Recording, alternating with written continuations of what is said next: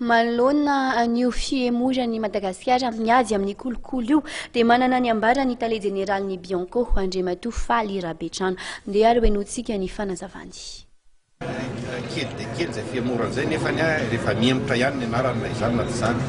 dia raha tadidinareo no resaka dia hoe ao anatin'ilay groupena firenena maromaro niara-niemotra tsika zany satria le fomba finotely zareo ao amin'amerenena zany mitovy daholo firenena rehetra dia tsy nahagaga zany raha anisan'ny niemotra koa izy satria le firenena maromaro no raikota amintsika niara-niemotra zahay zany ao amin'ny Bianco dia niezaka mandrakariva nandritry ny taona sy ny tanin'olo zany eo amin'le lafiny hoe prévention zany na fisorohana ny tena nanaovanay ezaka be dia be indrindra ary ny amin'ny éducation na ny fampianarana ny olona rehetra mba ampiena mandrakariva an'izay kolokolo misy eto amin'ny firenentsika izay. Amin'ity taon'ity moa zany dia amin'ny 9 décembre zany afaka amin'ny latsinainy zao ny andro iraisam-pirenena ankalazana an'izany lutte contre la corruption zany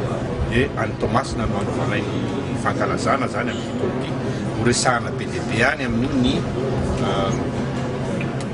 volonté politique an'ny firenena zay zany ny antoko ny fahombiazana voalohany dia ny hoe fahavononana politika ny tontondra sy ny fahavononana tsirairay avy fandraisana andraikitry ny olon-drehetra zany mikasika ny avy amin'ny tontondra zay ny fahombiazana tsara indrindra zany zay ny tena vovizina be dia be any dia visinay raha teo koa ny fampianarana ny éducation sy ny prévention araka ny izay azo atao amin'ireo sehatra isan-karazany rehetra araka ny voalazana rehefa mifanotena teo dia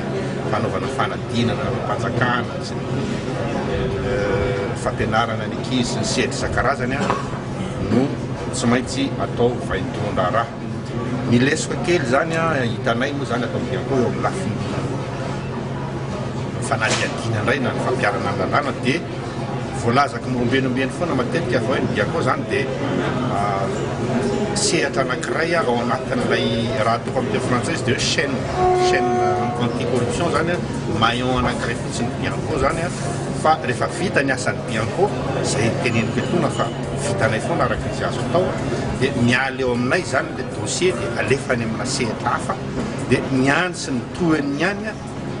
no tsy anananay